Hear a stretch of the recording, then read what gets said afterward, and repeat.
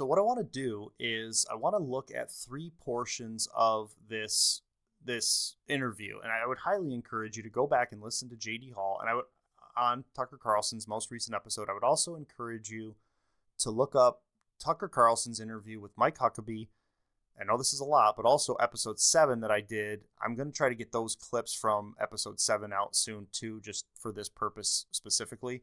But the first thing I wanted to comment on was right out of the gate, J.D. Hall starts trying to link dispensationalism and even classic dispensationalism to John Nelson Darby and C.I. Scofield.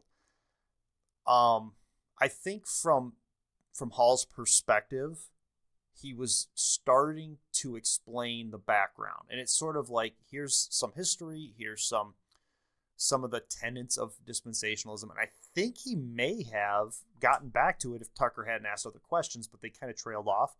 But the way it came across when I was listening to it was unfortunate because it ended up appearing to be like an exercise in a genetic fallacy. Now, the genetic fallacy is when you look at the origins of how something started, and then 100 years later, 120 years later, it may have morphed or changed, and it doesn't look anything like that, but we're going to disregard it because of how it was formed or how it came about. And so that, I think JD was just giving a historical context and trying to bring up some of the big names, and I think he got derailed a little bit because Tucker was, interested in certain aspects, and so he was sort of in a great way trying to merge history and theology and how it developed. He got derailed and never really got back to it. So, but unfortunately, this kind of struck me as like a genetic fallacy. And the reason it was unfortunate is when I went to seminary, I went to Baptist Bible Seminary, which later changed its name to Summit University and then Clark Summit University because they got sued for stealing Summit. And then they later closed. Long story short, when I was in seminary studying for my master's degree, one of my required classes, there was no way around it. I tried to avoid it. It was taught by the president of the seminary at the time, was a class on dispensationalism.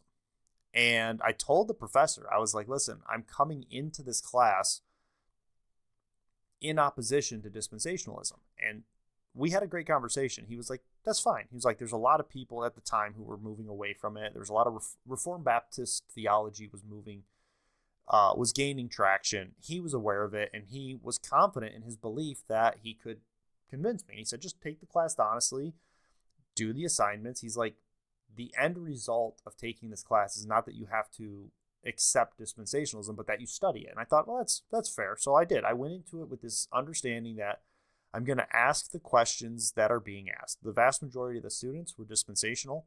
The professor was staunchly dispensational, very classic dispensational, which even at the time, this was back in 2014, I went to seminary all the way into 2015, I think. I'd have to look at the dates. It doesn't matter. But the class started out, like the class began with a similar history talking about John Nelson Darby, C.I. Scofield, Clarence Larkin, some of the old school dispensationalists, historic dispensationalists. And at the end of that, it was like, you're going to hear people use this in defense against dispensationalism, and this is not necessarily what we believe. And so the first objection at the seminary level that was addressed was this one. And then we immediately turned our attention to Charles Ryrie's 1995 reprint of, I think it was an article or something he did back in the 60s called Dispensationalism. And our textbook, I think this had a 2007 reprint as well, but our textbook for the class became a book called Dispensationalism by Charles Ryrie. My biggest disappointment with the interview with Tucker was that we never got to the conversation about Ryrie. And it's so critical to having a proper defense against dispensationalism as somebody who studied in a dispensational school. It is the key. I'm telling you, it's the key is you have to read that book and deal with it. And if you read that book, you will have the tools to deal with it because you'll be able to make sense of some of the problems that it creates. Now, I don't even have my copy of the book anymore, but I was able to find and highlight and cross-reference all the errors that I found in that book and address those at the seminary level. And I also found that it didn't matter. Okay, so we'll get back to that. But in a small church where I tried to deal with this, nobody was interested in talking about dispensationalism. You start throwing terms around like that, and like I said earlier, people's eyes glaze over.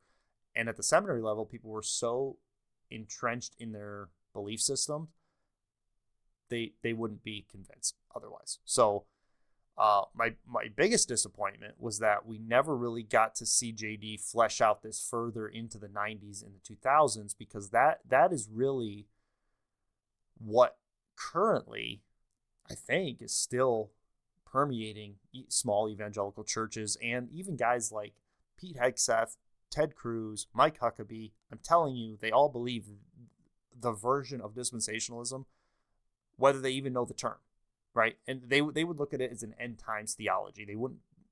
Most nobody talks about it as dispensationalism. That's why it's weird to hear this term in the news. But the fact that we didn't even talk about Charles Ryrie and didn't even get into the discussion of the three essentials or sine qua nons was unfortunate, because in order to have a proper conversation about this subject, you kind of have to, and in order to give a proper defense against it, in order to really put a crack in the dispensationalist viewpoint, you have to deal with that.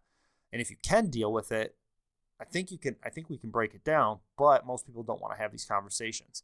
However, if a guy like Tucker Carlson is asking you these questions, then that's the opportunity to break that open and start cracking that egg. But maybe JD doesn't know, or maybe he didn't have time to get to it. So that was like my first sort of assessment was, I'm like, okay, he's starting with Darby and Scofield, and I felt like maybe he was about to turn the corner, and then he didn't. We just sort of trash talked C.I. Scofield for a little while and talked about how Israel may have, how Oxford or Israel may have like influenced him, and then it just sort of it went a different direction where he started explaining dispensationalism in a way that I thought was kind of rough, but it's you can't explain dispensationalism in a way that's not rough. So no quit. Building their wall. While they talk about us. All they talk about us. Educated. Experienced. Still not credible. So we embraced it. Now we're uncredible.